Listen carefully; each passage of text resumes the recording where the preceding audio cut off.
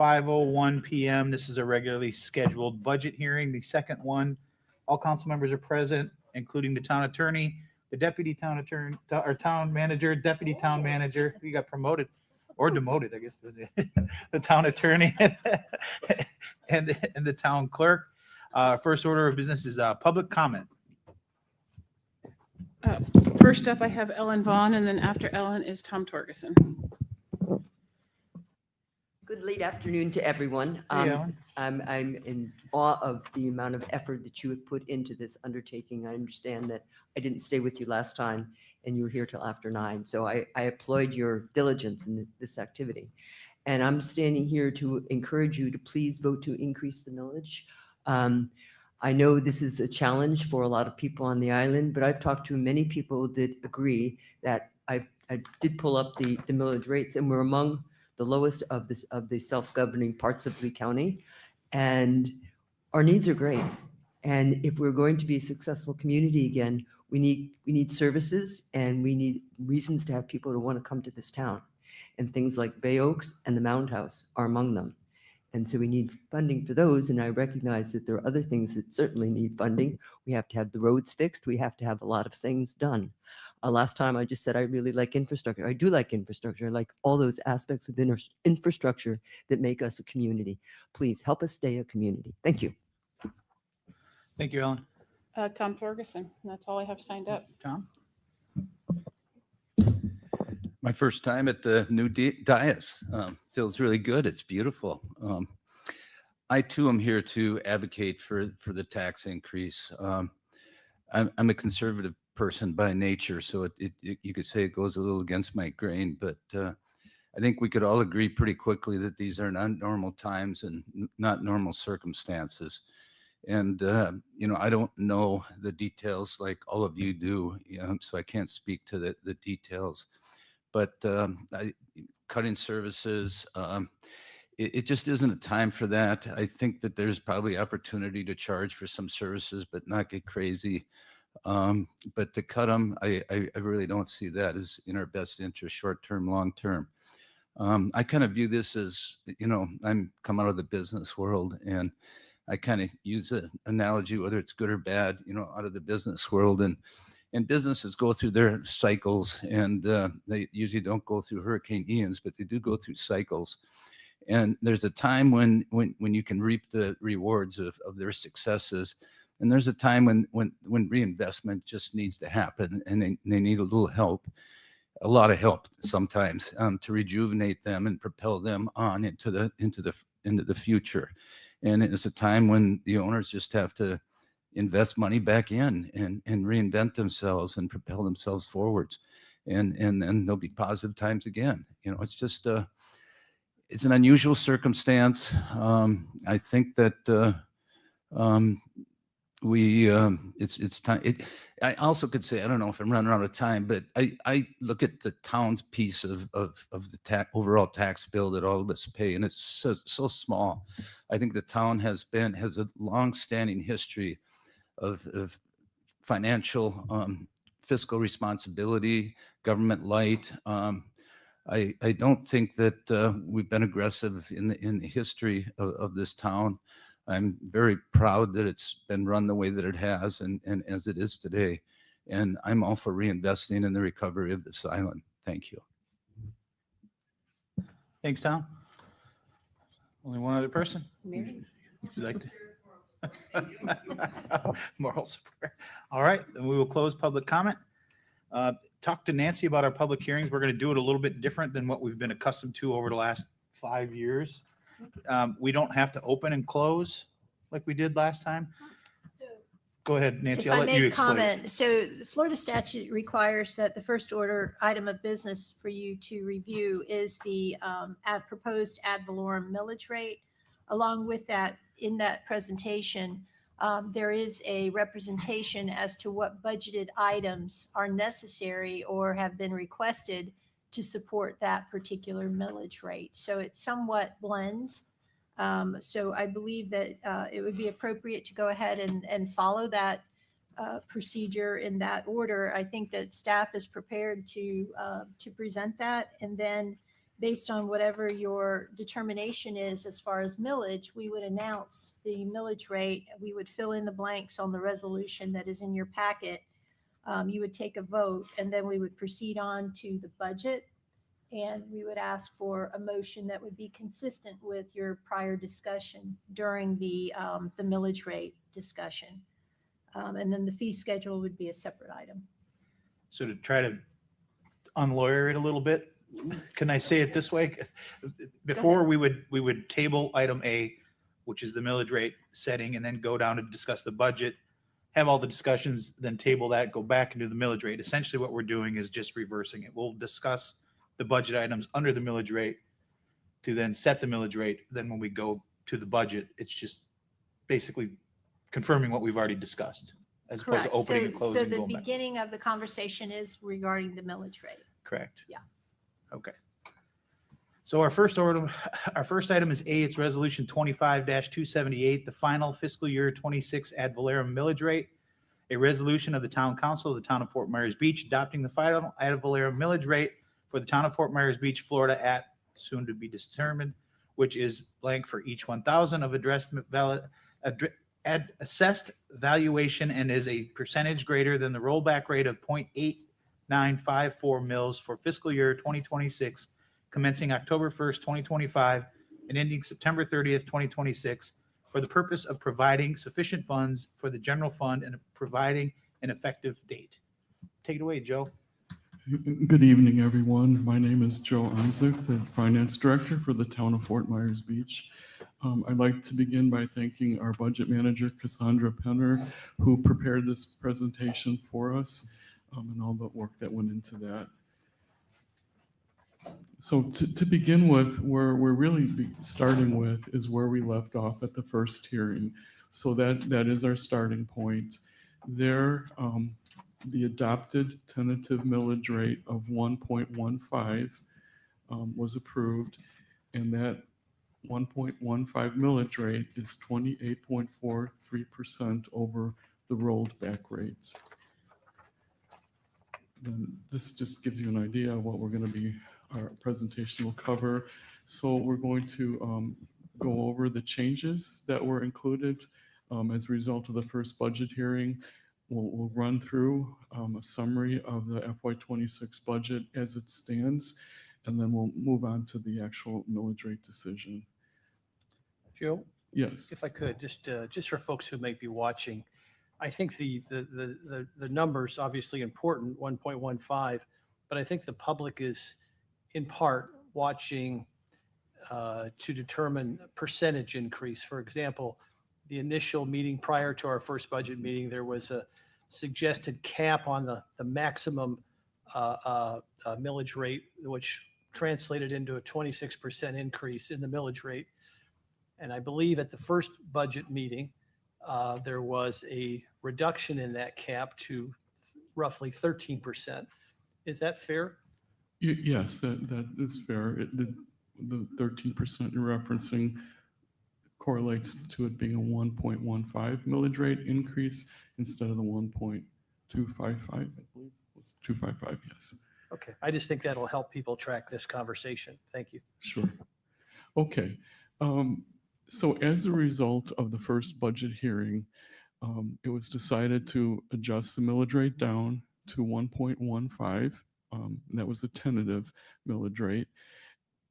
Then, as a result of discussion and consensus from the town council, we added back funding for the July fireworks, and this is what we as a staff did to act upon the suggestions by town council. So we added back, given the fact that we had the 1.15 millage rate, which would bring in an additional $719,000, we added back $100,000 to cover July fireworks. We added $25,000 for community policing or the sheriff's services to go along with the fireworks. We added back the Bay Oaks staffing that had been cut. So that was adding back into the budget $136,350.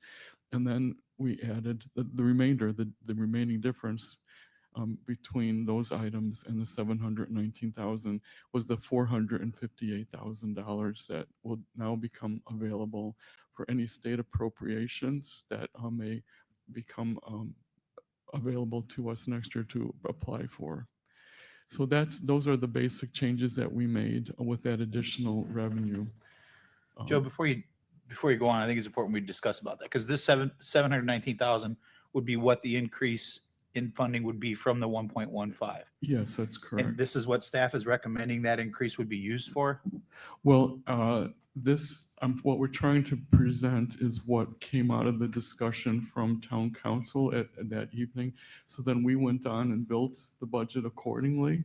And then as a staff, we do have additional changes, which I'll present at the very end, which would incorporate some new information that we're able to consider, especially concerning the emergency fund. But we had to post a budget initially based on what was decided at the first hearing. And so I'm just trying to run through what changed from the one that was presented at the first hearing to the one that we left with after the decisions were made after the first hearing. And then tonight we have to make decisions to fine tune it further. And then those are the recommendations that we'll have for you at the end of this presentation, does that make sense? It does. If I'm sitting at home watching this, I'm looking at a 1.15 presented suggested rate to raise it and $125,000 of fireworks. That's what I'm looking at. Mhm. And I don't remember from the first meeting, a majority of people saying that we were in favor of supporting $100,000 fireworks show anymore. I would concur with that. Now, if that 125,000 is to go towards the reserve fund, that's a whole different story for me, but That's in my, sorry, Mr. Mayor, but as Joe was explaining, that is the recommendation. I can talk about it now, or we can let Joe okay, go I just through. wanted to make sure. It was our understanding, from coming out of the last meeting that there were certain things that council wanted us to look at. And as we come back with a 1.150, and these were some of those that you wanted us to look at.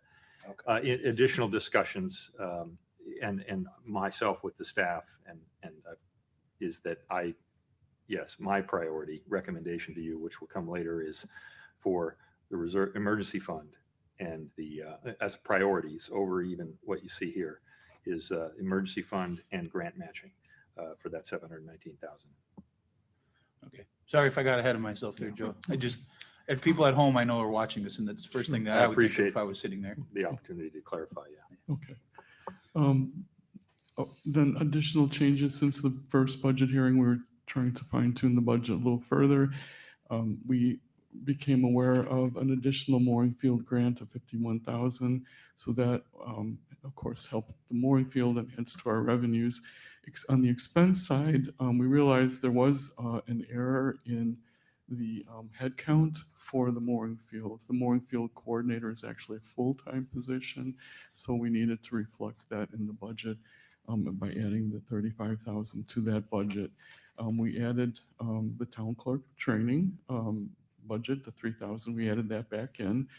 We added $12,850 to the Bay Oak Special Events and Youth Program, and then another change that was made that came out of the meeting was to increase the mooring field fees. And we did so. That was enough to increase the revenue by 35,000. By doing so, it decreases the amount we need from the bridge loan by 35,000. State appropriations, so they were not included necessarily in the budget that was previously presented to you, but these were appropriations that we did receive from the state. We were awarded those from the state, but they had not been incorporated into the budget. So this slide is what we did, and it is incorporated in the version of the budget you now have before you. So there's $1.2 million of grant. So there's 585,000 to go towards road repairs out of the gas tax fund. There's $350,000, I believe, for is it the North Water? It's North Tower. South Tower building repairs, and then we have stormwater repairs for downtown for 292,000. All of those grants require matching funds, and so there's matching funds coming out of the gas tax fund, the water fund, and the stormwater fund for the same total amount. And then, of course, the entire project would be the double those amounts, so it'll be $2.4 million. So all of that's added into the budget now. The bridge loan status, this is just to update it once again. It's basically the same. I think the amount that we'll be using for the bridge loan is slightly reduced as a result of that additional mooring field revenue. The position count, this is just the comparison of the changes by department. Total changes from FY25 to FY26 is unchanged here. General fund revenue by source. So I'm just kind of running through now just the overall budget summary as we're required to do. And this is again based on that 1.15 millage rate increase. So this is the listing of our revenues in the general fund in descending order by the percentage contribution. So ad valorem taxes is the largest source of revenue for the town at 27%. And then our charges for services, which primarily includes parking and other things, is almost 23%. And then, of course, you have the bridge loan and then what's transferred in from other areas. We have other taxes, 1.2 million. So this is just a summary of everything that we've presented previously. And here it is again. General fund expense by category. So we have wages, services, benefits, liability insurance. Those are the categories. And again, it's in descending order of cost to the town. So you can see that wages is almost 34%, services 24%. So that would be like our contractual services, and then benefits 15.5%, insurance 8.5%. Those are the largest items. General fund expense categories by year. So this compares the FY26 budget to the FY25 budget by those same categories. You can see how most of them have gone down, other than benefits has gone up and services has gone up. General fund expenses by department. So this is just a year-over-year comparison by department. It's just the dollar amount change. And then again, it adds up to the same figure of a total of $552,000 increase year over year. This is the sources of revenue as a percent of the total. And this is for all the funds, not just the general fund. So in comparison, then ad valorem tax revenue is smaller because we're talking about all of the funds. Charges for services is a large amount because now we're talking about charges for water and sewer, stormwater. So those are the revenues that are coming from that. And then license, permits, and fees is about 3.8%. Loan proceeds, the 15.6%. And then the use of reserves is almost 37%.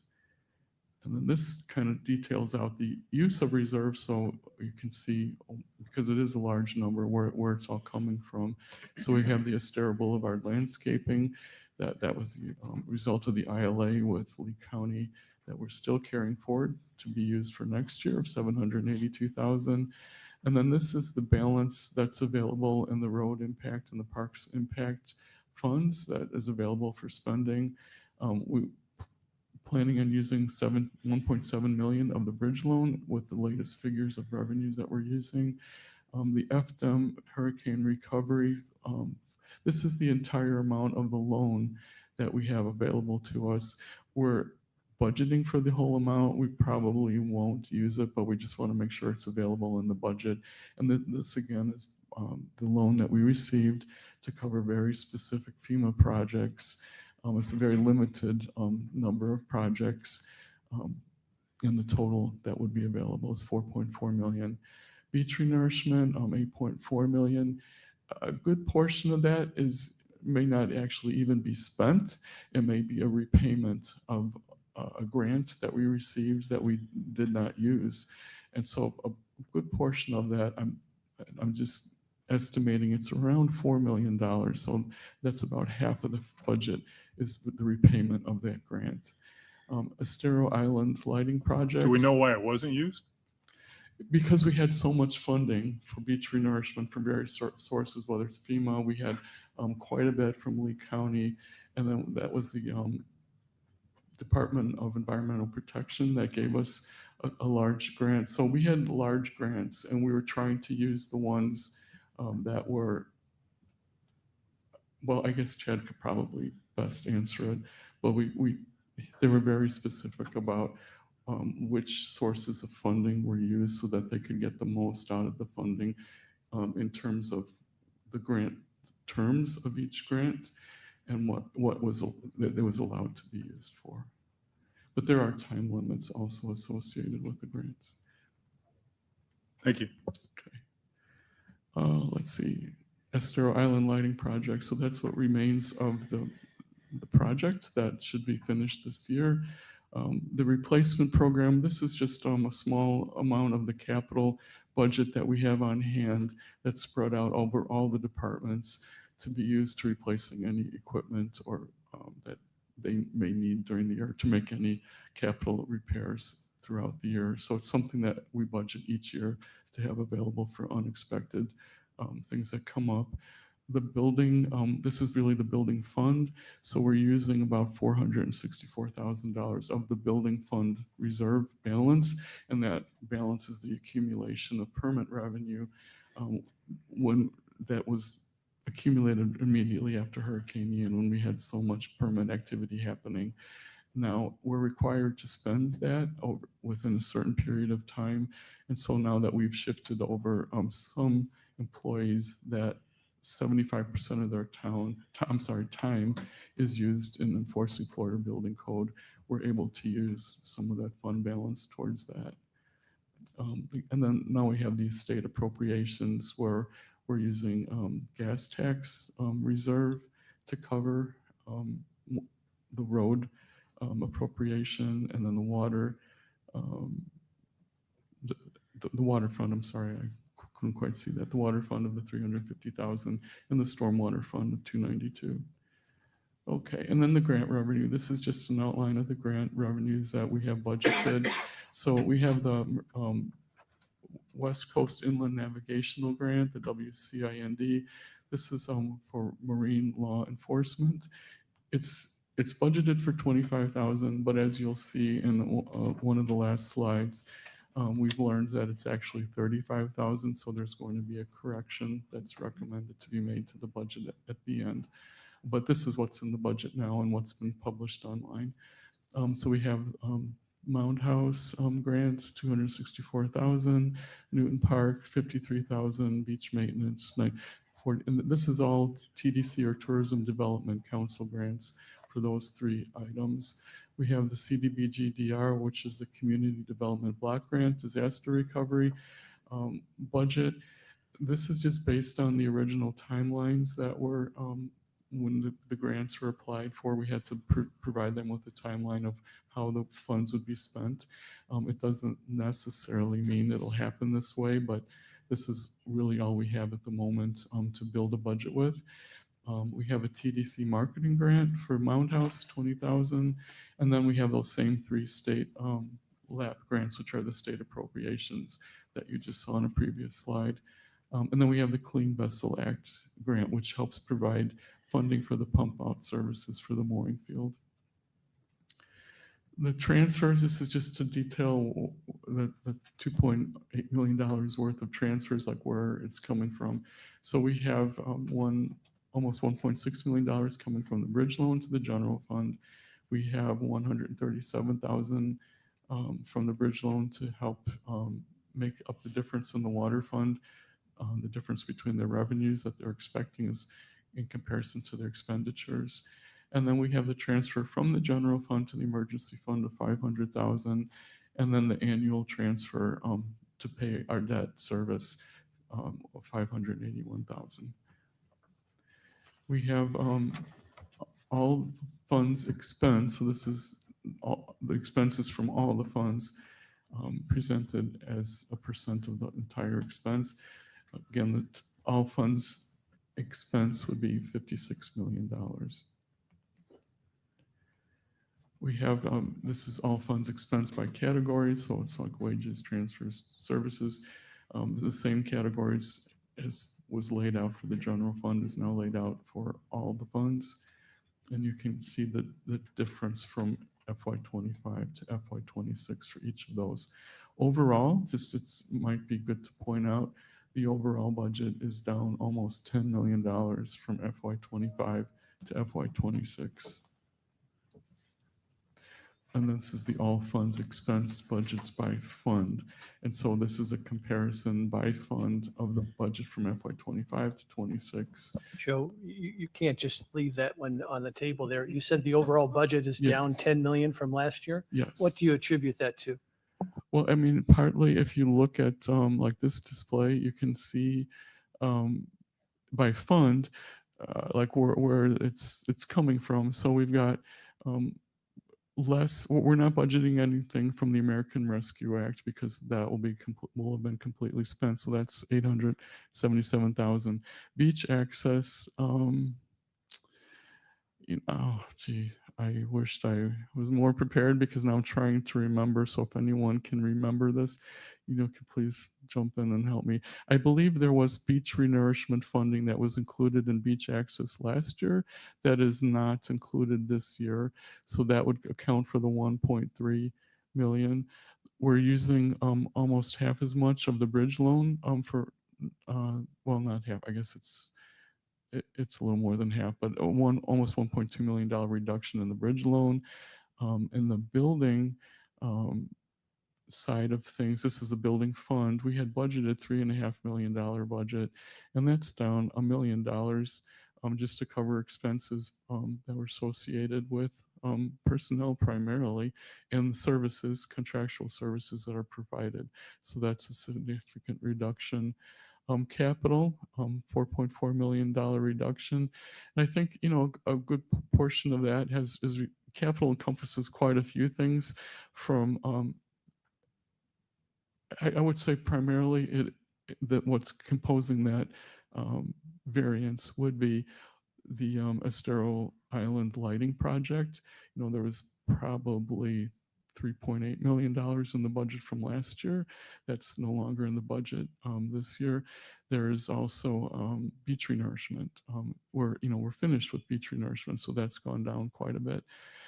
So that would be, I think, beach renourishment and Estero Boulevard lighting, bridge loan. Those are the big things that have made a difference. And, of course, there's beach renourishment and the beach access that's also there. Emergency fund. This might be a little bit deceiving because, we only are budgeting 500,000, but there's probably going to be more than that. But because it is an emergency fund, you don't know what you're going to spend until you need to spend it. And so we normally do budget adjustments as needed. So I think it's showing that it's going down by 3 million, but that doesn't necessarily mean that'll play out that way this coming year, as we'll probably be doing budget adjustments. We have the hurricane recovery funds. Last year we budgeted the whole amount of the loan. We hardly used any of it. That's the 225,000 that was used. So we're budgeting the whole amount again for this year. Let's see. The gas tax, I think that's quite a bit more because of we're using the funding for state appropriations, and we're trying to make sure that we are planning on using as much as we possibly can for the road repairs that need to be made. So I think that covers the majority of it. Is there anything else you would like me to focus on? Or That's helpful. Thank you. okay. Well, before you go on, though, I think for those at home that maybe aren't following along with that, because it can get very confusing, is, again, people watching at home don't want them to think that, well, it's $10 million that we're spending less this year than last year. Why are our taxes not going down? Because we're spending less. This $10 million pretty much came from state appropriations, federal appropriations, grants, things of that nature. That's why that number is so significant. Yes, that's correct. Make sure that people understood that. Okay, good points. Thank you. Capital budget items. This is just what is in the budget for the capital budget. So we've got the $8.4 million of beach renourishment, stormwater. This is what's ongoing for tier 1. I'm not sure exactly what all the details are of that, but that's what is left in the budget for that. The FDM loan projects, that's that full total amount that I've been mentioning now a few times. The Estero Island lighting project. So basically, it's reiterating the things that I've mentioned already that was included, but just in more detail. Okay, and then this is again, this is that FDM FEMA project loan. Why this slide is in here is because as I was reviewing and cash flows and getting into more granular detail, I was realizing that we need to make a correction to the budget based on what's actually been spent to date or not spent to date. And so what was presented in the budget, or what's currently included in the budget, um, and what it needs to be, that is the final column is where it needs to be. So we actually have $236,000 more available than what was previously thought. So I just wanted to make sure that that correction would be incorporated into the new budget. Now we have a fund balance projection by fund. So we're starting out with, you can see the emergency fund is the one that sticks out the most. We have a negative beginning of year balance and a projected negative end of year balance there. And so this is one of the items of concern that we'll be addressing as we continue this conversation. But that is definitely one of the things that stands out here.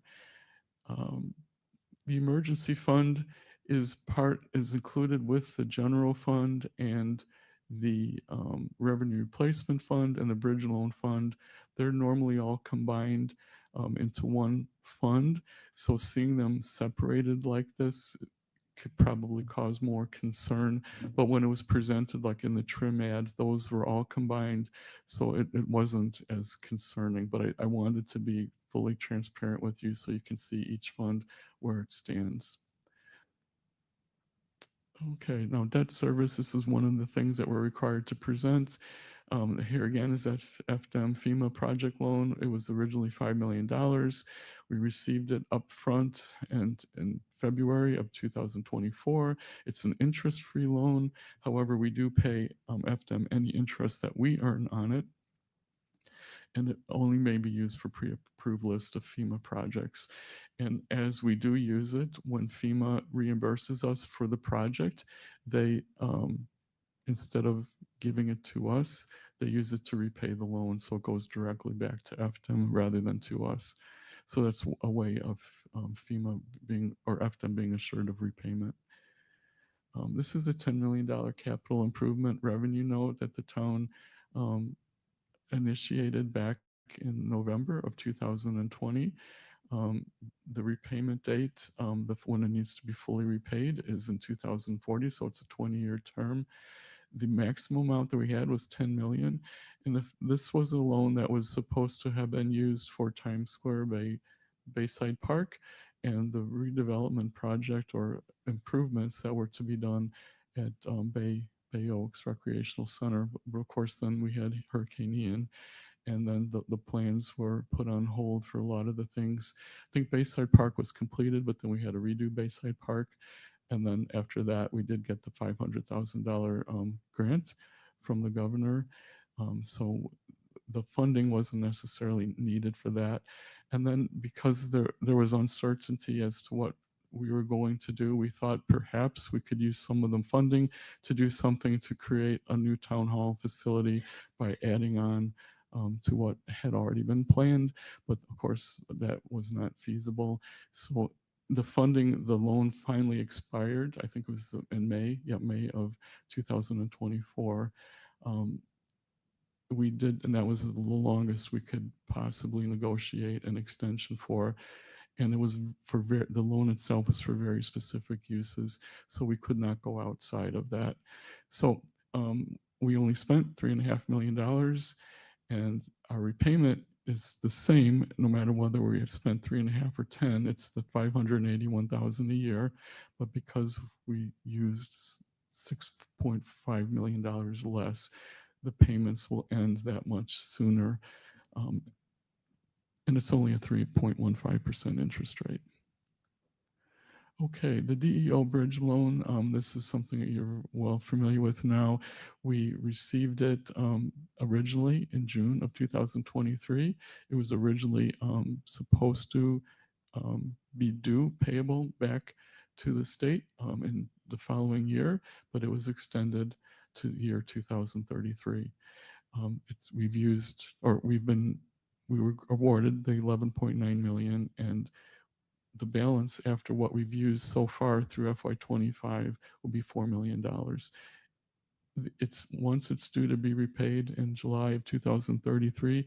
After that point, any unpaid balance will be subject to a 10% annual interest rate.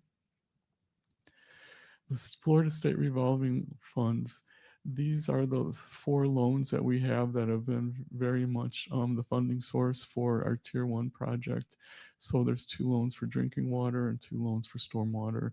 And this is just outlining the details of the percentage interest rates that we have for each one, as well as the principal balances, meaning that is the amount that we've borrowed so far.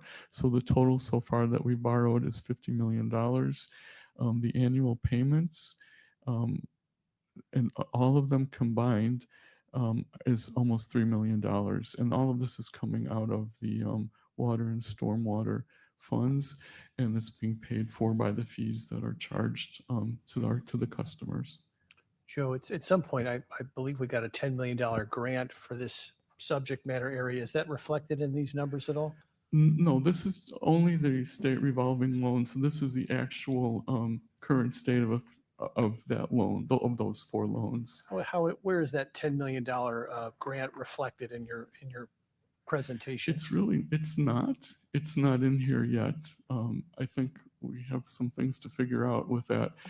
So at the point in which we understand how it would be used, we'll certainly, we'll probably come back with a budget amendment.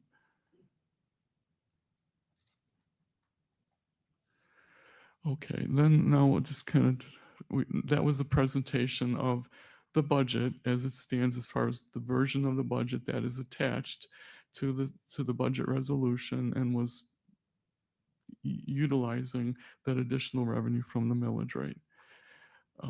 So this is just to represent to you some of the options that are out there. So we have, if you were to keep the millage rate the same at 0.99, it would be 10.56% above the rollback rate, and it would not generate any additional revenue than what's already been included in the original budget, and that would require 4 out of 5 votes. To the highest the millage rate could be raised, with a 4 out of 5 vote, is the 1.0294 level.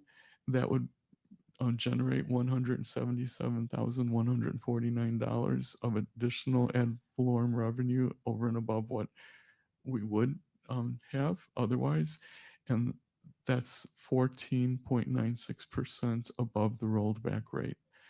And then the 1.15 millage rate, which is what this current version of the budget is based on, generates that $719,387 of additional ad valorem revenue. It's 28.43% above the rollback rate, and that would require a unanimous vote. So we're into staff recommendations, and this is now, well, I guess it's pretty self-explanatory. In order to kind of set the stage for the recommendations, I wanted to present to you the status of the emergency fund. And this is something that is just kind of a snapshot of where we are right now. So since Hurricane Ian, so this goes back to Hurricane Ian, there was not very much in the emergency fund at that point. With Hurricane Ian, since then, which was September of 2022, We have spent $43,545,000 of emergency expenditures. Insurance proceeds, we received 10.9 million. FEMA and FDEM reimbursements combined, we received 18.4 million. Then we had various transfers from other funds trying to shore up the emergency fund. And we were able to utilize $439,000 from ARPA. And that was to cover some expenses that were just not reimbursable that we incurred, but they were not reimbursed by FEMA or our insurance. We transferred in the $2 million from our FY23 savings. We transferred $2 million from our FY24 savings, and these were savings out of the general fund. So this is less spending that had happened that was incurred during those years than had been budgeted.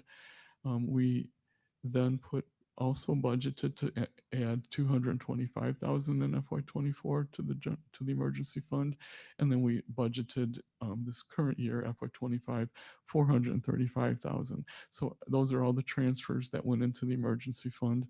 We received a total of almost $35,000 of donations. Some of that, like for example, was for the ball field, the grant or the donation from 7-Eleven, so that is reflected there. Then we have the balance. So the balance after all the expenditures and then all these transfers and proceeds that we received, there's actually a deficit in the emergency fund of $9,039,000, almost $9,040,000. We are expecting, to the best of our knowledge, by looking at the expenses we've incurred and matching them up to the FEMA projects to the best of our ability, we are expecting about $12.2 million of reimbursement yet to come in, over the next 2 to 3 years. So there's going to be quite a lag before that money comes back to us. After let's see. Yeah. That's a huge number. I think it's Yes. important to spend a little time there. Sure. You said a lot of things there. You said a $9 million deficit Yes. and the potential of money coming from FEMA. We have no guarantees from them that we're That's going to correct. receive that money. So right now we're operating at a $9 million deficit to our emergency fund Yes. with no guarantees that we're going to get that money back. That's true. We're hopeful, Yes. but hope is not a strategy, right? Absolutely not. When you told me that number, I about fell out of my chair. Yes. Go continue. Okay. So Sorry. if That's we unchanged. do, No. get the $12.2 million, then we will have almost $3.2 million in the emergency fund. So that's in the future. Oh, I'm sorry. So that is on the slide. So we do, of that $3.2 million that we will eventually have, $2.5 million of it would be $2.5 million of unspent insurance proceeds. So these are insurance proceeds that we have received for very specific reimbursements for property damage, building damage. It was very specific payments. So theoretically, we should be using that money for those purposes. So if we were to do that, then that would only leave us with $668,000 after, in the very end, in the future. Okay, so that sets the stage then for the recommendations. So just Before you go on, Joe, Yes. not to go back a little bit, but those that may be out there asking, what's the reason for the $9 million that was spent? And I think this is a good time to point out that that's money that we had to expend for FEMA projects to replace things since Ian before you can even get reimbursed. So you have to outlay the capital before you can get reimbursed for it or potentially get reimbursed for it. That's the reason behind that number. Is that a safe way to say it? That's true. We have to spend it before we're reimbursed. And then unfortunately, the reimbursement takes a long time to get through the process in all the reviews. So it's very time consuming. And even just submitting it to FEMA is a very time consuming process. So staff has been working on it, since Hurricane Ian, and collecting all of the documentation project by project and submitting it. And of course, projects are ongoing, so there's ongoing expenditures, and it's time consuming. And it's still not completed. I mean, in terms of the projects themselves. Joe, since we're going back a little bit before we get to the recommendations, if you could go back to slide 30, please. This is involving millage rates and required votes. I think your categories are interesting and potentially a bit confusing. Okay. When you reference the millage rate at 0.99, and it says generated by millage rate increase, I agree, there's no millage rate increase, there's no increase. But if you keep the millage rate the same, our revenues do increase, particularly if you're looking at the rollback rate. Is that fair? In comparison to the rollback rate, yes.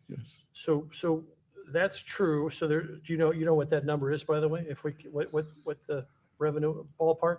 I'm sorry. That's okay. I- But here's my point. You Calculated. say 0.99, and then you use the percent above rollback, but then you say that it doesn't generate any increase in revenue. That gets a little confusing to folks. It's really, I just based upon the conversations we've had thus far, it would be 0.99. There would be an increase generated by the 0.99 because the rollback rate, it's above the rollback rate. And then the next category would be, it would be really 0% increase above the current millage rate. And then the next number, 1.0294, which is a more modest increase in the millage rate.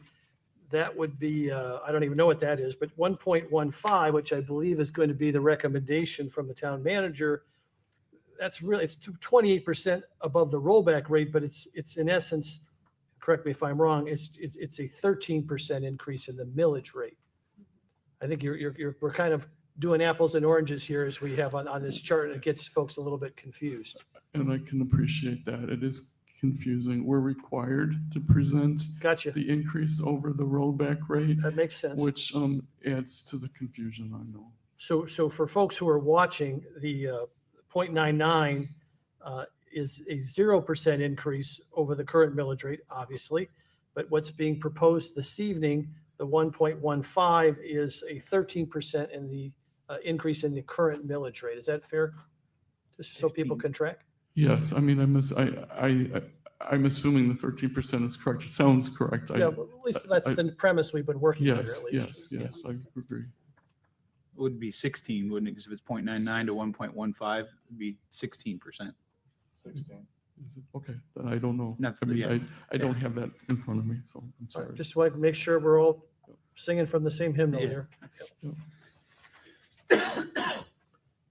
Well, and I think to the vice mayor's, I don't want to speak for you, but I think what you're trying to get at is, although it shows that there's no increased revenue coming in, if it were to stay at 0.99, there is an increase, but we don't know what that increased dollar amount is off the top of your head, or how it relates to the increase in services with insurances and things like We that. do. Cassandra, go ahead. If you have the microphone there, I know she's Is that what you calculated were kind that. of getting at?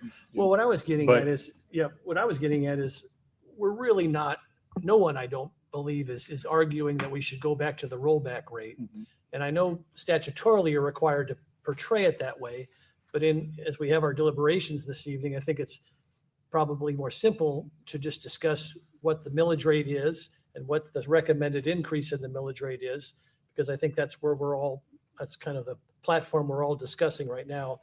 And I just think for just discussions purposes going forward, it might be easier for everyone involved. And then I know again, let's set this rollback rate aside for now, because that's really not part of the paradigm that we're discussing this evening, just to avoid additional confusion, because I know it's complex. Does that make sense? That's the point I was making. It does, but maybe I just went a little further And down. that's the fine rabbit too. hole. Yeah, I don't, I Is- just, yeah. Is, if you have the numbers, it would be interesting to Yeah, know it what would be that, interesting. Yeah. what that We- percentage is and yeah, how it relates to we the had that increase in services. Yes, gentlemen, we had that calculated into our original FY 2026 budget, was based on the 0.99. So I know that we do have those numbers. Go ahead if you want. Cassandra Penner, budget manager. It's not on. I don't think it's. Cassandra There you go. Penner, budget manager. It would be $670,200. So what, and then what you're looking at beyond that is in addition to that, right, Joe? If we, the 1.0294 or the 1.150, the numbers reflected there would be in addition to that 0.99, Yes. correct? Yeah. Sorry for the confusion. It's a No, good no, question. I Thank you. totally understand that. I'm just curious at how that number correlates to the increase in services that we saw from last year. Whether it's, I think you understand what I'm saying with the insurance costs that went up and all the other costs that increased over last year. How does that, if you were to stay at the 0.99, how does that relate to that cost? So of that, you said it was $670,000. What of that is spent on the natural increases that occurred from last year? I know it's probably you don't have the numbers off the top of your head, Yeah, but I'm not even sure that it's as easy as that because, there's fluctuations in all the revenues. So various specific revenues actually went down. Like, for example, But I think what the mayor, and I'm going to try to guess what you were saying. I think Hey, what the I mayor's know. saying is that in essence, we don't go back to the rollback rate because of the inflationary dynamics that we have to deal with. better way to put it. You don't have the numbers, so I don't want to belabor this too much. I just go on, Joe. I'm sorry, okay. Joe, didn't you say too, when you're talking about the FEMA reimbursements and how long they take, I think in our meeting, you said that we literally just got an Irma reimbursement, Oh, that's and that true. was in 2017. So that's yeah, 8 years of waiting for this money. it can take Or that long, can be obviously. up to, Mhm. hopefully it won't be, but there's no rhyme or reason when it gets paid. That's true. I mean, based on our experience, that's true. They're still waiting for Michael. They're Right. still waiting for money. So, So our staff recommendations, and so here's the emergency fund status. So it is the recommendation that the final millage rate of 1.1500, which is 28.43% over the rollback rate, and which would generate the $719,387 of additional ad valorem revenue, be unanimously approved. And then there's also these following changes to the budget that we would be asking to be made. And then this is assuming the $719,000 increase of revenue would be in the budget. So these are just a few of the changes that I would like to focus on. So there's that $10,000 correction to the maritime WCIND law enforcement grant revenue. So that should be an easy one. And then if you just quick look at the bottom of that slide, we're also adding $10,000 of expense. So this is really reimbursement for the sheriff's services related to maritime. So we're getting $10,000 more revenue, $10,000 more expense. So that should be an easy one to approve. But now these are the other changes then that we're proposing. So we're proposing taking away the $100,000 that was added for the July fireworks, take that back out, remove that extra $25,000 that was provided for policing for the fireworks, take that out. The Bay Oak staff that we added the staffing that was pulled out originally and that we were at the start of this meeting, we were saying we would add it back in. Now we're saying at the end of this meeting, based on all this information that we have, especially regarding the emergency fund, we're pulling that back out.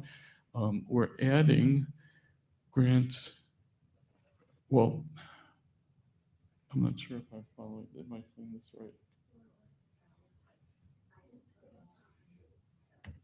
Okay, so I see. I'm sorry, I got confused with the presentation. It was just my own fault. Okay, so we're taking back out the grant matching of $458,000. So we're basically reversing those changes that were initially proposed. And now instead, we're we're going to take that $719,000 and we're going to split it between the emergency fund and grant matching. And by grant matching, it's to have funds available for future state appropriations. So that would be the recommendation. Let me just see if there's another slide. Okay, then there's just a couple more things to fine tune. So because we made the changes of adding more to the emergency fund, on the emergency fund budget itself, we have to show an increase of the transfer by that same amount of almost 360,000, and then show that we're adding it to the reserve. And then this slide here goes along with making the correction to the FDM Hurricane Recovery Funds loan budget, that we're actually increasing it by the 236,000. So this slide is really a correction. I think that's it. Yep. So that slide's a correction. This slide regarding the emergency fund is what we propose to do with the additional funding. And then these were the other changes that we're proposing that we make, assuming there's the millage rate would be approved to provide the additional $719,000. Scott or John, questions for Joe? No, right now. Vice Mayor? Just to recap, Joe, prior to the first budget meeting, the town staff recommended a 26% increase in the millage rate as a cap as we went into the first budget meeting. And I believe at that meeting, the town council, I think really almost unanimously, I think it was unanimous, said, gave the town manager a charge, because at that pre-meeting that you all had said and presented a $1.2 million structural deficit for the town of Fort Myers Beach. Is that correct? Yes, that's correct. And that was in part one of the reasons why you wanted that 26% increase in the millage rate. Is that fair? Yes, that's correct. So then the town council gave you all the charge to say, hey, everybody around here on Fort Myers Beach has to tighten their belts. I think maybe the town should give that a shot as well. And you all accepted that challenge and then presented to us at the first budget meeting $1.2 million in belt tightening measures, which again, not easy, but very professionally done. And I think demonstrated that we're willing to tighten our belt just as everyone else does here on this island, particularly post-Ian. So is what you're saying and what the town manager's saying now is that those belt tightening measures will remain in place, which balances the structural deficit, but given the impact of Ian, we need additional help for the emergency reserve fund and for matching dollars in order to enable us to get state, federal, and county grants. Is that a fair overview of what's happening? Yes. Yes, You concur as well? yes. So the $1.2 million in belt tightening measures that were presented are still in this budget. That's correct. So we can say to the public, we've heard you and we've tightened our belts and we're making some tough choices here. But at the same time, fiscally, we've got to do something about our emergency reserve dynamic. And let me just clarify that a bit. And maybe this is just a budget nuance that you're utilizing. But I believe in our meetings, you said to me that technically, and again, not all money is fungible. I know you've got certain restrictions, but that emergency reserve, I mean, in other words, if we don't get any appropriations and those matching dollars aren't necessary, those matching dollars that we've set aside would be available to supplement the emergency reserve. Is that a fair characterization? Yes, it would. If it's unspent, it just becomes part of the savings that the town council could then decide to use in whatever way it would like to use them. Is it the intention of the town manager to utilize any savings that we don't utilize with matching funds to be utilized for the emergency fund? Yes, unless otherwise directed by the council. Understand. Thank you. That's all I have. Counselor Woodson, questions for Joe? No, I think Jim had pulled it out of you perfectly. I'm good. Counselor Safford? I'd like to hear from the town manager. Yeah, I think I appreciate the highlighting the hard work again that the staff has done to go through the difficult tasks of belt tightening, as you put it, Mr. Vice Mayor. I think that my bottom line is the emergency fund is what keeps Joe and I up at night, thinking about as I talk with the staff and everybody, thinking about what this town has been through and how much money this town has had to, spend and pull out of general fund, pull out of wherever to pay for recovery needs, emergency needs right away, and then hoping for, and working very hard to get the reimbursements and the replacements from our state and federal partners, which we'll continue to do. But as I expressed to the mayor before and to others, I'm a firm believer that hope is not a strategy. I mean, I believe in hope. I think, hope is very important to have, but hope is not a strategy. We have to plan. Any of us would expect individually to always be putting money away in savings for that emergency. And I think, yes, that has been done. But this town has been through a lot and had to expend a lot. And we're in a situation now where I think, once again, we need to go to prioritizing, putting, additional revenue into our emergency fund savings as much as possible.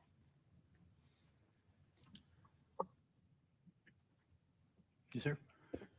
I would 100% agree. Yeah, I guess, I look, when we met and you showed me that $9 million number, like I said, I about fell out of my chair. That money was spent to, as you said, Will, to spend to do emergency repairs on things that we needed to do, that we had to do based on the procedures that are in place for FEMA to be able to get reimbursed. We expect to be reimbursed with that at some point. But, if you just looked at that slide alone is your own bank account, and you went from $10 million in cash to $668,000 in cash. And there is an opportunity for you to start preparing in the event that you don't get that money, and not do that, to me, would be extremely reckless. And we still have a long way to go. The capital improvement projects that we still have out there, the numbers, if I remember, right after the storm was north of $100 million were the projects that we're still working on. If we were to redo the towers, do all of that kind of, I don't remember the exact number, but it's a significant amount of money. And at some point, as that slide shows, you run out of cash until you get money back. And to me, I think what you're asking for is warranted. I wish we would have known this before. Honestly, it's not your fault. It is, it is what it is. We're at where we're at. But to not take the steps to continue to save for the future, I think would, no other word in my mind other than reckless.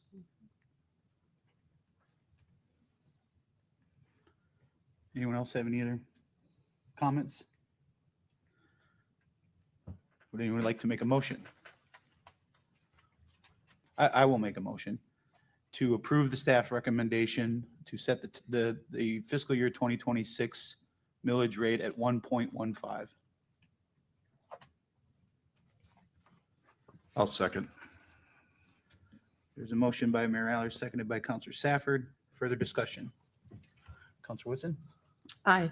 Oh, Mayor, just Oh. discussion. For Oh, discussion, public sorry. comment. Oh, sorry, I forgot about public comment. Yeah. Also, I think we should need to go ahead and make the announcement as to if you were to adopt that, the impact on the rollback rate. Just a short thing. Okay, should we do public comment first and then I think, I- let's do the announcement. so Okay. the public knows.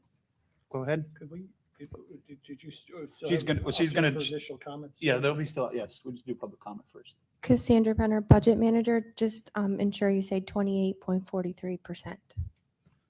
You want me to say that? Okay. Yeah, when you make the motion, Okay. just say 1.15, which is Let me go find the slide so I get the 28.43. exact number. correct. 33. Page 33. Okay, hold on, we'll get there. Joe back, right there. All right, I will amend my motion to recommend approval of staff recommendation millage rate for fiscal year 2026 at a rate of 1.150, which would be a 28.43% 3% increase over the rollback rate from the previous fiscal year. I'll amend my second. Public comment. Ellen? I would like to honor, well, I would like to say thank you for all of the diligent work by all of the people involved in this. I guess I can lower this and then I don't have to stand on my toes. Who knew?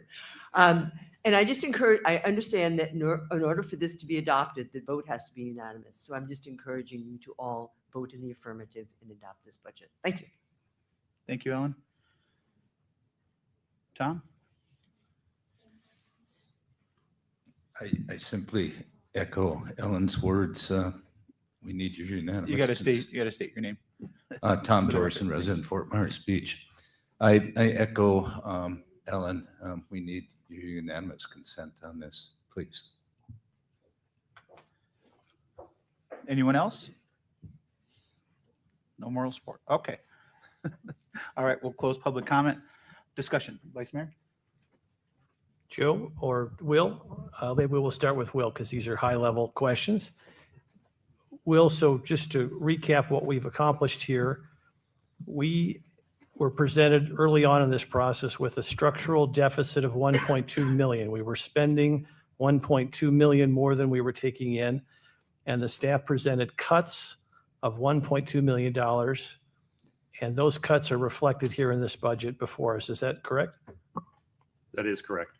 And the millage rate increase that's been moved and seconded, that will be used in its entirety to either support the emergency fund and or potential matching grants that would come our way.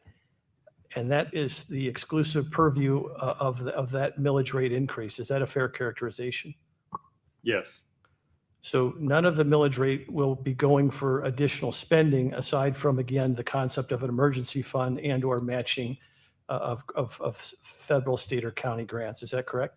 That is correct. All right. Thank you. John, any additional comments? Not at this time. The only other comments I have is for staff. I'm sure you already know, but on packet page 7 and 8, the documents still show the previous meetings number of 1.25 on the documents that you would be sending to the state. I'm sure you'll change those, but just wanted to bring it to your attention that it still shows, like on line 26 on page 8, still shows the 1.255. It wasn't updated to the new 1.15. Just wanted to bring it to your attention, but before it gets this certification. Yeah, it's on. There's two spots. I noticed that it was on page, or it was on line 20 or 17 and 26 of the. I figured you probably knew, but I just wanted to point it out just in case. It'll be updated. Okay. Thank you for the clarification. We'll update that. All right. With that, we got a motion and a second. Yes. Can you read the title to the resolution now that we know the numbers? The title to the resolution. Yes. Okay. I think Cassandra has them if you would like. Yes. If you have all the numbers, Cassandra, would you like to read the resolution? Sure. Oh, thank you. Okay. A resolution of the Town Council of the Town of Fort Myers Beach adopting the final ad valorem millage rate for the Town of Fort Myers Beach, Florida at 1.15 mils, which is 1.1500 for each $1,000 of assessed valuation and is 28.43% greater than the rolled back rate of 0.8954 mils for fiscal year 2026, commencing October 1st, 2025, and ending September 30th, 2026, for the purpose of providing sufficient funds for the general fund and providing an effective date.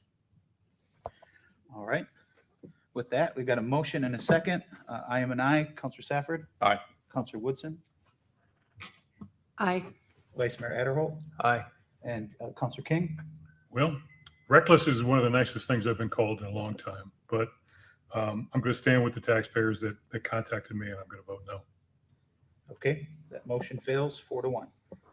And I wasn't directing you as reckless. That's fine. I'm used to it, Dan. Thank No. you. All right. With that, is there another motion? I don't know how much more discussion we can have.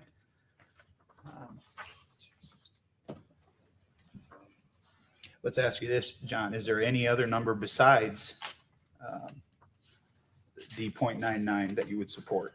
I guess my concern is that I see where we put it, what, $4.6 million from the last two budgets surpluses into the reserves.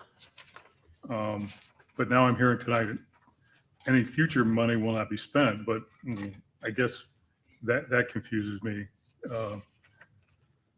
So I can't support an increase.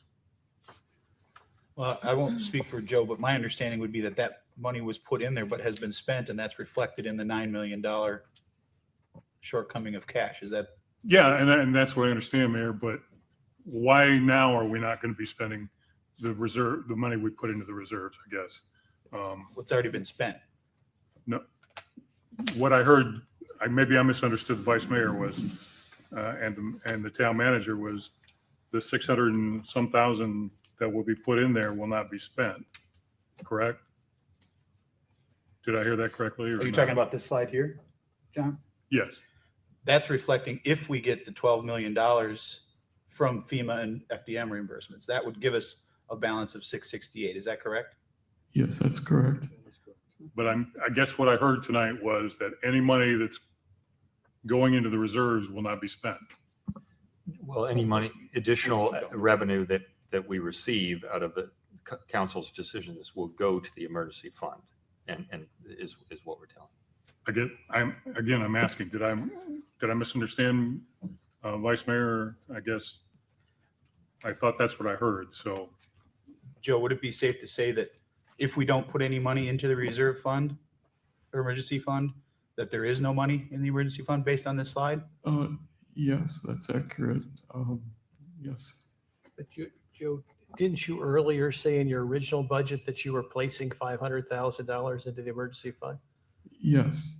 What happened? Did that get changed? No, it's still included in That's the included budget. in the numbers. It's still in the So it would be there along with anything additional that we would be adding to the fund.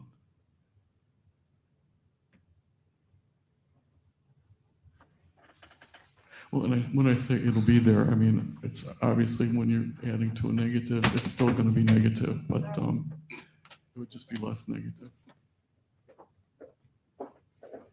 That's a powerful statement. It's just less negative. So I guess we're at a crossroads here. John, is your position you're not comfortable with supporting anything over the 0.99? correct. So what would be the maximum amount if you could do the calculations on what would require less than a Workers' comp. 1.0294 is okay. That is correct, 1.00294. Okay. Which only is $177,000 increase when we spent 43 million in emergency funds. And Will, would it be safe to say if that is adopted at the 1.0294, that 177, 149 would be split evenly the same way that it was presented at 1.15?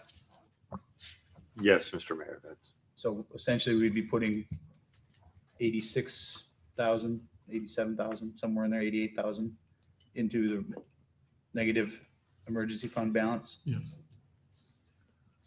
Okay. Well, I don't feel comfortable making that motion. Quite honestly, I stick with the fact that I think we need to be at that 1.15, but I will open it up to any council member that would like to make a motion. I feel the same way as you do, Dan. I just don't think it's enough. No one wants to raise taxes. Nobody wants to pay more taxes. But we are in this situation. Truly, I wish it was back at the 1.25, which I know we can't go back to. But the cuts that the staff has made, everything that you've done, everything you've presented, I absolutely think the 1.15 is warranted.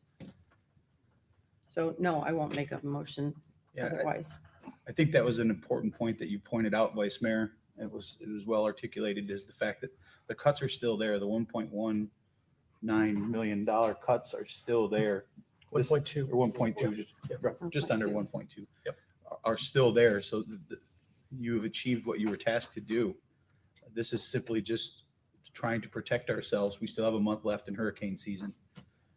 This doesn't, and then we have another hurricane season coming in before we do this exercise again next year. I think, Will, your recommendations are spot on. I think your emails that you have sent to us have been spot on in your worry that this leaves us, not that we're out of the woods by any stretch of imagination at 1.15, but we are certainly in a worse position by not having, who knows, FEMA could come in tomorrow and we get all kinds of an influx of cash. I'm not a believer that that's going to happen. Hope I think is not the strategy. Right. I think we'll see it somewhere, but I think we're leaving ourselves really open to some potential dangers. Scott, how do you feel about making a motion? I'm just wow. I guess somebody's gonna have to make the motion. If Mr. King's not moving, you still feeling that way, Mr. King? Thank you for checking, but yes.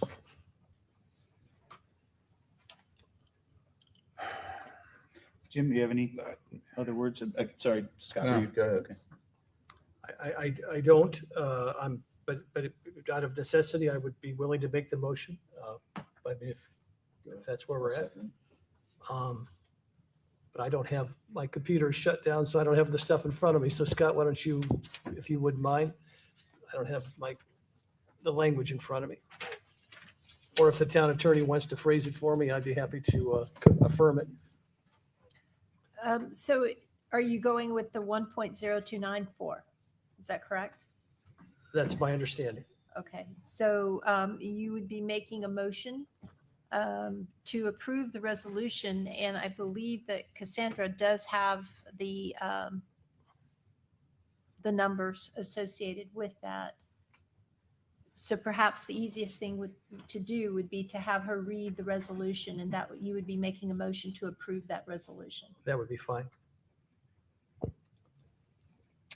A resolution of the Town Council of the Town of Fort Myers Beach adopting the final ad valorem millage rate for the Town of Fort Myers Beach, Florida at 1.0294 mils, which is 1.0294 for each $1,000 of assessed valuation and is 14.96% greater than the rolled back rate of 0.8954 mils for fiscal year 2026, commencing October 1st, 2025, and ending September 30th, 2026, for the purpose of providing sufficient funds for the general fund and providing an effective date.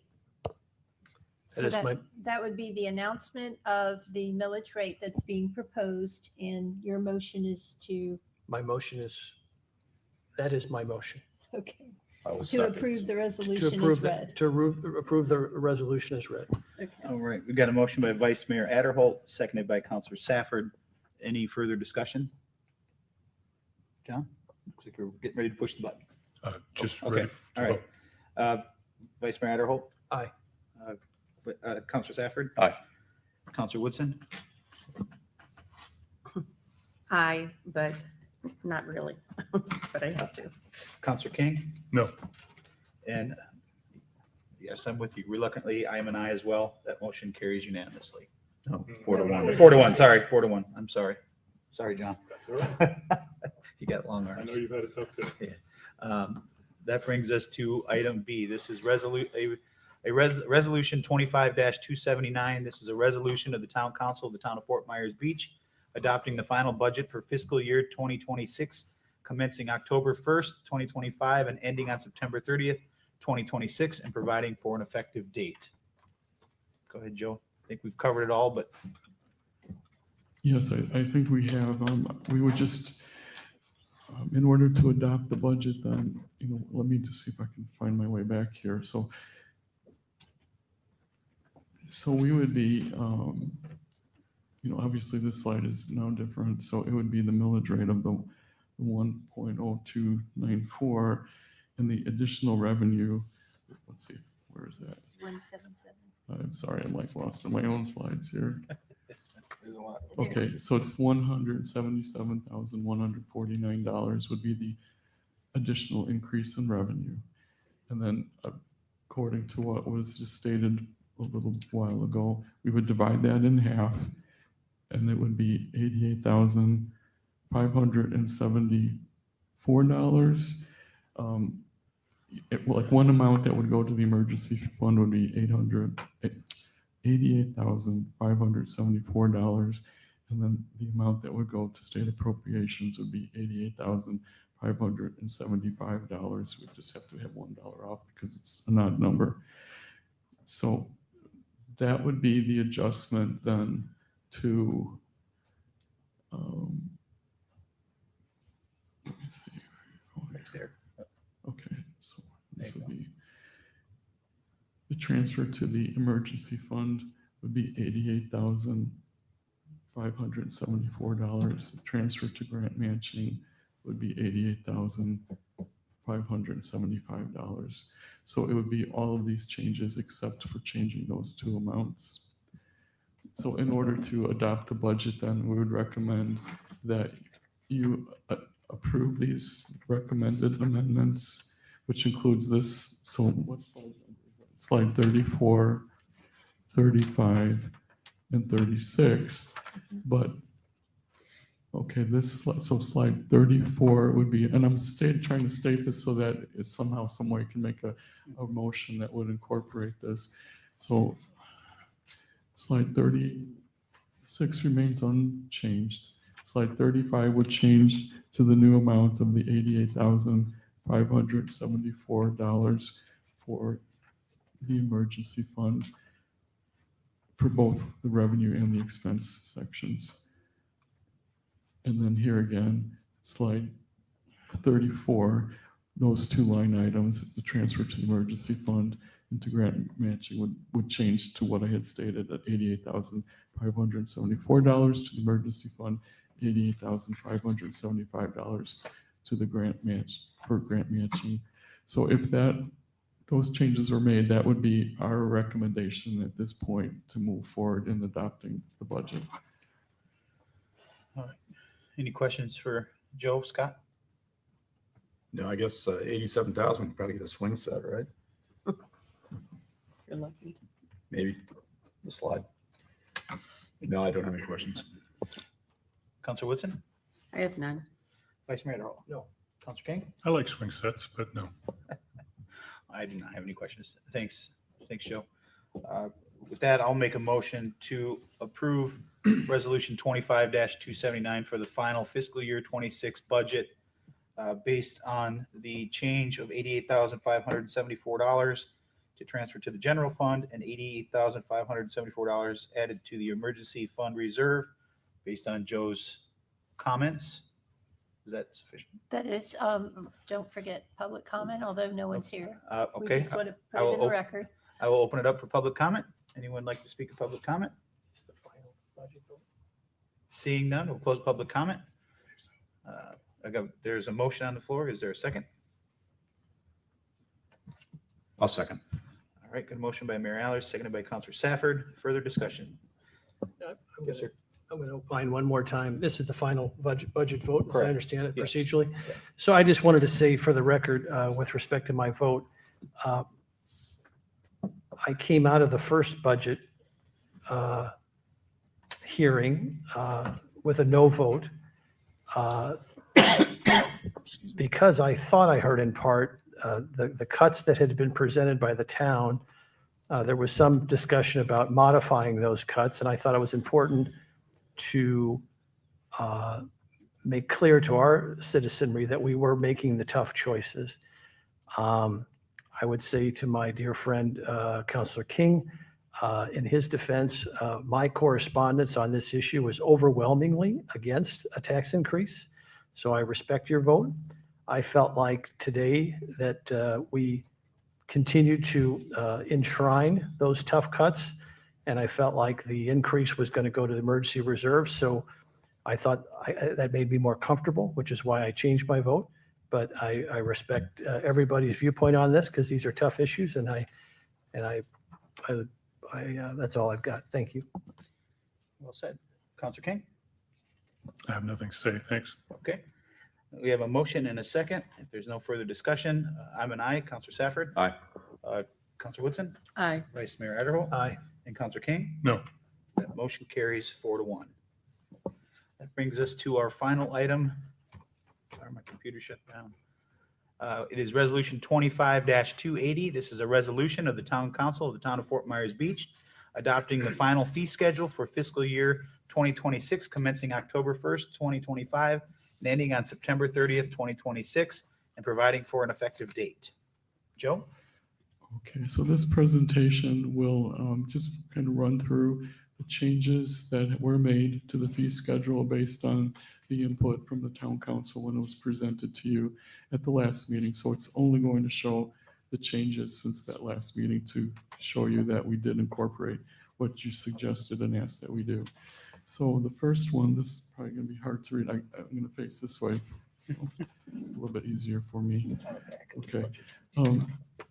So personal watercraft vendor licenses are only going to go up by, I think that's a 3% increase. Same for parasailing vendor license. Beach raking permit is going to stay at $25. Beach furniture vendor license, first year is at the 3%, Cassandra, that's 3%. Beach furniture vendor license renewal, that's at the 3%. And beach furniture vendor license late fee is going up from $25 to $100. Okay, this is a clarification of the fee schedule changes for the Bay Oaks Rec Center. So youth club rec during the school year per semester or the year is $125 for the semester, $175 for the year. That was the original fee. And then on the proposed fee, it'll be $350 per year or $200 per semester. And then is that resident versus non-resident? Okay. So that was what I just read was for the resident. For non-resident, it would be $400 per year or $275 per semester. Okay. Now, these additional changes that I'm about to run through for you are not incorporated into the version of the fee schedule that was attached to the resolution. These came in after that resolution was published. So when you approve this fee schedule, you would need to approve it with these additional changes that I'm about to show you. So these additional changes are really all the ones regarding the building fees. So it's quite a few here to go through. So we got the concrete restoration going from $525 to $550. Roof over $500 to $550. All driveways $625 to $650. Dock, walkway, pier platform, boat lift, hoist in that group we go from $400 to $450. Pools, above ground, below ground spas would go from $850 to $875. Interior remodel up to 50% of structure value, $800 to $850. Roof, re-roof, roof over, insulated pan roof go from $300 to $350. I think maybe I'm failing to indicate whether is it residential or commercial. Is that would be? Okay, so I'm sorry if I'm not clarifying that. So those first couple at the top are for commercial, and now these next two that I read, the interior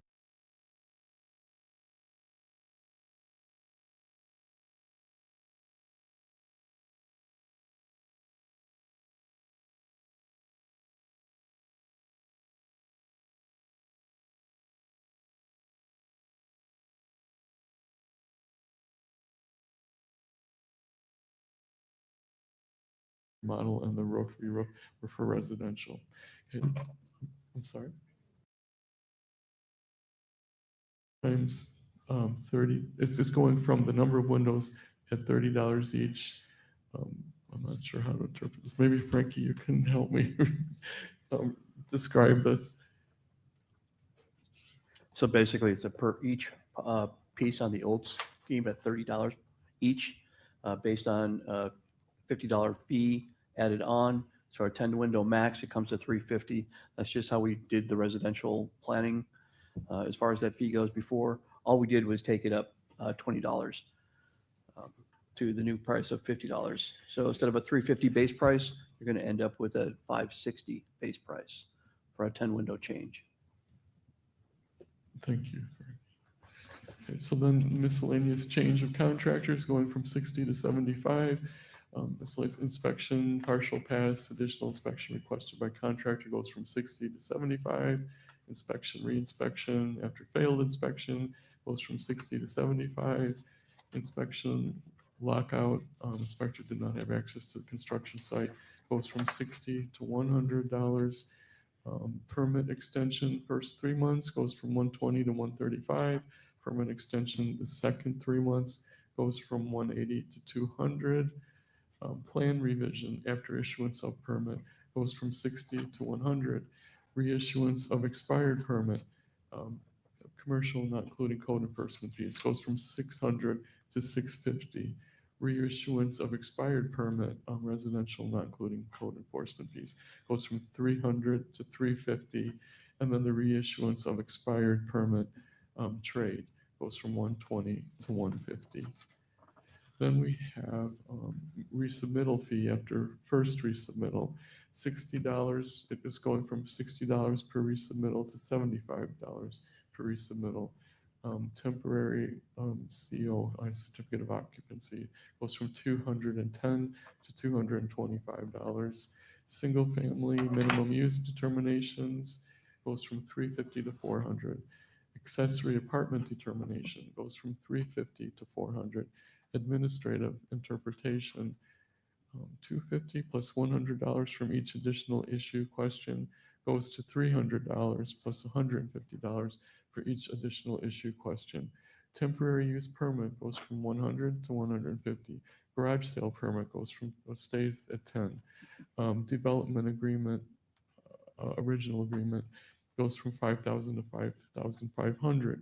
Development agreement amendment goes from $2,500 to $3,000. Development orders, $3,000 to $3,500. Cumulative addition or enlargement of an existing impervious area goes from $500 to $550. Any out-of-door recreational facilities goes from $350 to $500. Any one-time subdivision of land into 4 or less lots goes from $350 residential, $500 non-residential to $500 residential or $600 non-residential. Any single building accessory improvements from $500 stays at $500. Any development for fenced or screened outdoor storage goes from $350 to $400. Any other improvement to land determined by the director to have insignificant impacts goes from $1,100 to $2,000. LDO amendment, $50 to $100. A resubmittal goes from $100 to $150. A daily rate goes from $25 to $35. A weekly rate goes to $175 to $210. A monthly rate goes from $410 to $535. Mooring field pump out. I'm just wondering. So mooring field pump out paid. This is it correctly stated. Mooring field pump out paid rented. I'm not sure that that's worded correctly, but one pump is going from one pump free for 24 hours to $5. Lost FOB, I believe is that like a fob? Okay, so the lost fob will go from 25 to 30, and then a 500-foot notification fee goes from $150. I'm sorry, $1.50 per strap number per mailing recipient to $2 per strap number per mailing recipient. Special exception goes from 3,800. I'm not sure how to interpret that, or 3,300. Joe, can you go back real quick? Yep. Just that last one you said, didn't we change that 500-foot notification to put that on the applicant? That is correct. That is correct, Mr. Mayor, but that only applies to large projects when we have a developer order. If we're Okay. doing variances and things like that, and it's a small contained thing, that's where we're still doing it in-house. All right. Appreciate the Yep. clarification. Okay, special exception, it's going to $3,800. Variance for residential is going from 1,800 to 2,000. Additional variance from 500 to 550. Variance non-residential is going from 2,800 to 3,000. Additional variance 700 from 700 to 750. Comprehensive plan text amendment, small scale going from 5,800 to 6,000. Placement of fill going from 1,000 to 1,500, with drainage plan going from $700 to $750. PD administrative amendment minor is going from 2,000 to 2,500. Hearings and appeals going to council going from 1,000 to 1,500. Zoning review from 100 to 200. Floodplain review is going from $150 each submittal after second, or $25 tradies. Valuation and scope review is going to $150, $75 each submittal after second, or 50 tradies. Valuation and scope review. All right. And environmental fee going from $100 to $150. Public works review fee going from $70 plus cost of sub-consultant services to $100 plus cost of sub-consultant services. FMB review resubmittal, going from $50 each submittal after the second resubmittal to $75 each submittal after the second resubmittal. Parking lot yearly inspection fee going from 50 to 75. A right-of-way permit is going from 50 to 100. Stormwater review inspection and reinspection is going from 50 to 100. It looks like that's the end. Scott, questions for Joe? Just to make sure, so the parking originally was going to go from 25 to 100 and we dropped it back to 50, is that right? The parking sticker? Is that what you're? Yeah. According Didn't to see it in this. It's probably in this sheet. I don't think. So it's in- yeah, just to predicate that, preface that, most of the emails I got, the two biggest concerns that I heard from my constituents was the parking fee going from 25 to 100. 50. Yeah. Yeah. Now, it was originally 100 on last meeting, correct? For the business owner, it was going 50 to 100. I don't think that has changed. No. It was 25 to 50 Okay. for individual, yeah. Yes. But the last meeting, wasn't it 100? No, I don't believe it Oh, was. it wasn't? No, Okay, my mistake. And then the raking fee or raking permit, that got Which corrected. is- that Correct. got corrected. Right. Just so everybody knows. Okay. So with the increase, I know we had discussions about opening up where you could park with that fee. Is that included in this fee increase or no? Go ahead, Tom. Thomas Yazzo, Emergency Services Director.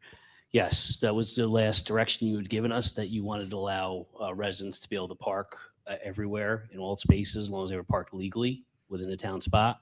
So that was the concept behind raising that fee, to try to make up for some of that time. Thanks for the because that's the clarification. I just wanted to make sure, because that was what I believed was happening, but I wanted to make sure it was on the record that before you couldn't park at beach accesses, you couldn't park in other spots, So- right? Outside of, because we changed it for out of season, but now this is going to be year round. So normally you could park under the bridge downtown, and you could park at any of the beach accesses That's right. except for Wasted Away, which had been part of an old agreement before I came here. Now you can park with a town resident spot or business spot. You can park in any of the spots as long as it's a legal spot and you're parked properly and not hindering traffic at any time. Town spot only. Town spot only, correct. And when will that, if we approve this, when will that go into effect? Just for clarification. That's been in effect since you So- gave me the direction Yeah, okay. before. So we're going to keep Yeah, doing it. yeah, sir. Okay, all right. Perfect. Thank you. That's all I have. Thank you, Joe. Very concise. Councilor Woodson? No, I'm good with everything. Vice Mayor Adderholt. None. Counselor King. I just want to say thank you for hearing what the concerns were about the increase in the beach breaking and adjusting that accordingly. I think it's going to be well received and I appreciate it. Thank you. All right, thanks, Joe.